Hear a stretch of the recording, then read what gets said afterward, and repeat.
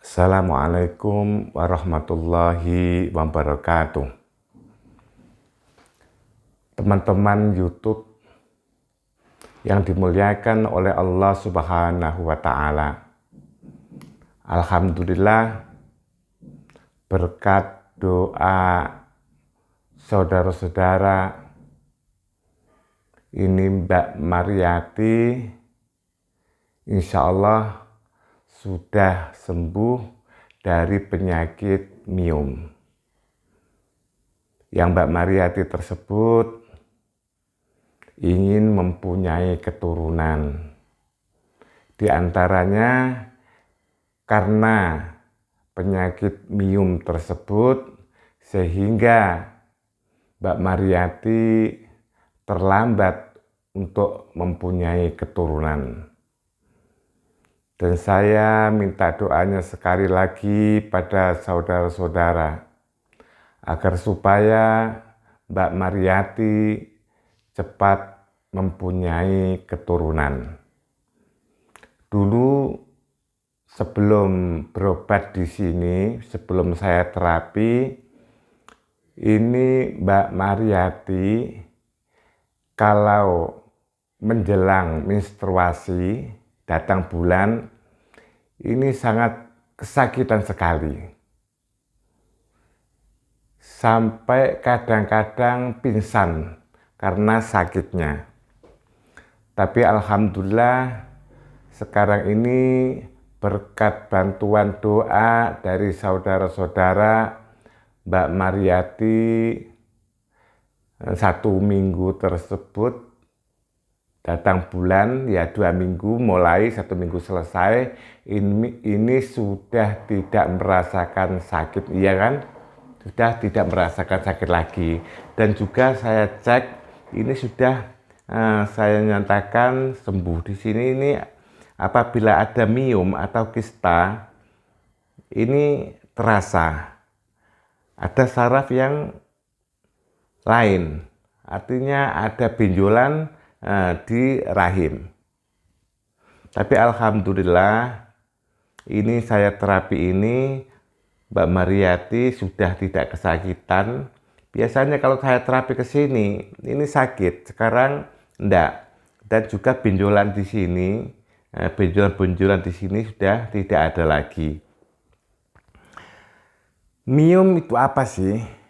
Miom adalah sebuah daging yang tumbuh daging yang tumbuh di rahim atau di rahim katakan seperti itu. Kadang ada kalanya di sisi kanan, sisi kiri, atau kadang-kadang pas di atasnya rahim, karena rahim itu kan seperti ini. Itu berada di di antara rahim itu. Jadi karena adanya miom, maka lubang rahim itu tersumbat sehingga sperma tidak bisa masuk sampai ke rahim. Dan rata-rata orang yang kena penyakit miom ini badannya itu kurus rata-rata. Tapi kadangkala ya enggak juga. Tapi rata-rata kalau miom itu sudah menggerogoti, karena miom itu adalah daging yang tumbuh seperti benalu. Seperti benalu yang menghisap sari-sari makanan. Jadi orang yang kena penyakit miom atau kista, itu apabila miom itu sudah membesar, orangnya itu rata-rata kurus.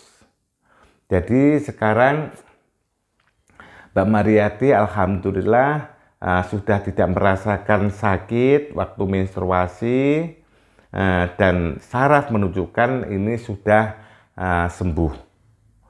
Sekarang tinggal Mbak Mariyati ini kita doakan sama-sama agar supaya Mbak Mariyati ini cepat mempunyai keturunan yang soleh atau solihah, soleh dan solihah.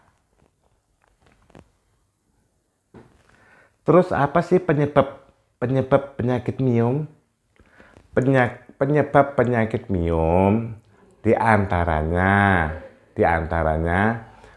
karena faktor genetik, faktor keturunan.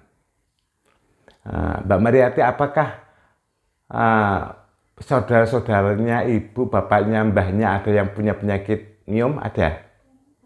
Ya, tidak ada. Tidak ada, mungkin dari faktor makanan. Makanan yang siap saji itu juga dapat menimbulkan tumor, kanker, atau miom. Semua tumor itu apa sih? Kanker itu apa? Tumor adalah sebuah benjolan atau daging yang tumbuh. Itu semua benjolan di dalam tubuh, di organ tubuh, itu namanya tumor. Adapun tumor yang ganas itu disebut kanker. Kalau tumor itu berada di leher sini, itu namanya, kalau kata orang Jawa, gondok. Kata bahasa ilmiahnya, bahasa kedokteran, termasuk namanya kelenjar tiroid. Itu kalau di leher. Kalau berada di sini atau di bawah telinga sini, namanya kelenjar getah bening. Kalau berada di payudara, yang terkenal dikatakan kanker payudara. Kalau berada di rahim, itu namanya kista atau miom. Begitu. Itu penyebabnya diantaranya adalah, ini sambil saya terapi. Penyebabnya diantaranya adalah faktor keturunan, juga bisa terjadi miom atau kista atau tumor atau kanker. Atau faktor makanan. Faktor makanan. Makanan-makanan yang mengandung bahan pengawet itu kalau dikonsumsi terus-terusan itu juga menyebabkan tumor atau kanker. Tidak saya sebutkan makanan-makanan itu. Terus yang jelas tumor dan kanker itu adalah kelainan atau kerusakan organ tubuh, ya, katakan seperti itu, maka terjadi tumor atau kanker. Kalau yang di rahim itu yang namanya kista, begitu. Ini masih sakit, Mbak? Masih sakit dikit-dikit ya. Kalau yang sini? Sini enggak. Sini masih agak sakit. Tapi sudah tidak ada benjolannya, artinya sudah sembuh. Tapi alhamdulillah saya terapi dan juga berkat bantuan doa dari saudara-saudara, Mbak Mariati ini kemarin waktu menstruasi sudah tidak sakit lagi. Begini loh, obat itu ya, orang berobat itu syaratnya ada 3 penyakit itu sembuh. Itu ada 3 syarat. Pertama adalah berdoa, nyumun atau minta kepada Allah agar supaya penyakitnya disembuhkan oleh Allah. Yang kedua adalah terapi atau diagnosa. Terapi itu adalah untuk mengetahui saraf-saraf ini, untuk mendeteksi saraf ini apa sih penyakit ini, gitu. Dengan terapi dan mengecek saraf itu seorang terapis mengetahui penyakit yang diderita oleh pasien. Atau kalau oleh ilmu kedokteran, diagnosa. Nah, dokter tidak akan memberi obat pada pasien sebelum pasien itu dicek lebih dahulu. Makanya orang yang masuk ke rumah sakit dicek dulu darahnya berapa dan lain-lain. Itu baru dokter memberi obat. Begitu pula seorang terapis atau tabib mengecek seorang pasien lewat telapak kaki. Oh, penyakitnya ini apa? Nah, baru kalau dikasih obat ya herbal atau dokter ya obat-obat menurut dokter itu obat generik ya. Kalau terapis biasanya kalau pakai obat itu adalah obat ramu-ramuan atau dikatakan herbal. Nah, setelah kita berdoa, terus didiagnosa, dicek, tahu penyakitnya, baru dikasih obat yang sesuai dengan penyakitnya. Nah, inilah penyakit itu bisa sembuh kalau pas berdoa ya, terus diagnosa yang pas atau terapi yang pas, mengetahui penyakitnya, terus dikasih obat yang sesuai dengan penyembuhan daripada penyakitnya. Ini baru penyakit itu akan sembuh. Dan juga tidak lupa dengan semangat. Semangat untuk sembuh bagi si pasien. Ya Mbak ya, semangat ya. Semangat sembuh. Itu baru penyakit itu akan sembuh. Walaupun toh obatnya manjur, obatnya harga mahal, tapi kalau tidak pas dengan penyakitnya, maka penyakit itu juga tidak akan sembuh. Contohnya, orang itu sakit perut sekali ya, sakit perut.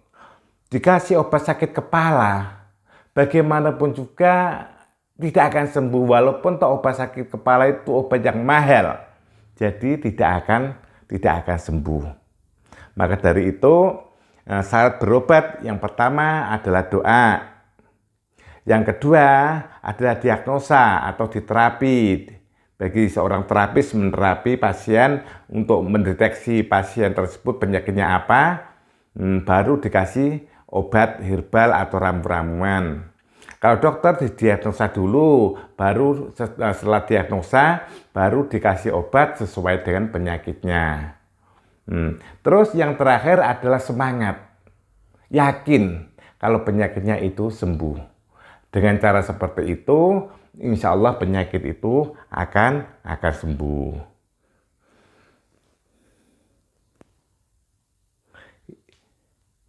Ini tinggal Mbak Mariati. Ya, maknya yang banyak, makan yang banyak, vitamin-vitamin agar supaya badannya tidak kurus lagi. Insya Allah dengan izin Allah dan berkat doa dari teman-teman yang melihat video ini, insya Allah Mbak Mariati diberi kesembuhan oleh Allah, yang kedua diberi keturunan oleh Allah. Ini yang terakhir. Setelah saya terapi, yang terakhir adalah saya semprot. Saya semprot dengan minyak sarap. Ini minyak sarap ini gunanya yaitu memang untuk mengobati saraf-saraf yang tidak normal. Ini kalau sarafnya tidak normal, saraf yang terkena tumor, kanker, atau jantung, ginjal, gagal ginjal, dengan izin Allah, dengan minyak matahari, minyak saraf ini, insya Allah diberi kesembuhan oleh Allah Subhanahu wa Ta'ala. Dan juga ini apabila disemprotkan pada yang tidak sakit, maka tidak akan terasa panas. Tapi apabila disemprotkan pada yang sakit, termasuk jantung, tumor, kanker, ginjal, gagal ginjal, liver, dan sebagainya, ini akan merasa sangat panas sekali. Tapi panas itu tidak berlangsung lama, kira-kira hanya 1 menit atau setengah menit.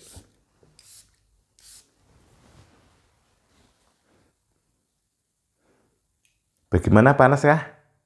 Sudah tidak panas. Bagian saraf-saraf, ujung saraf ini bagian perut akan saya semprot.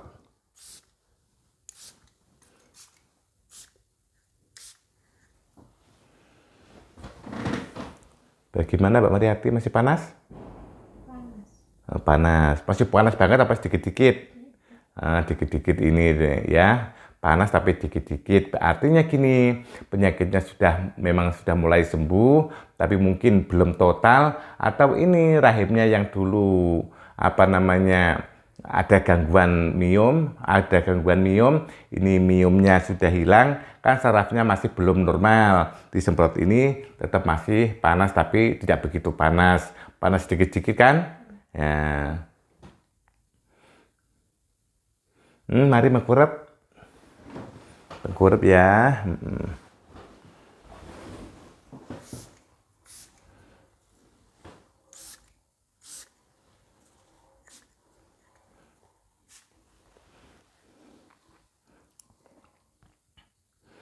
Gimana yang belakang masih panas? Nah, yang belakang sudah tidak panas lagi.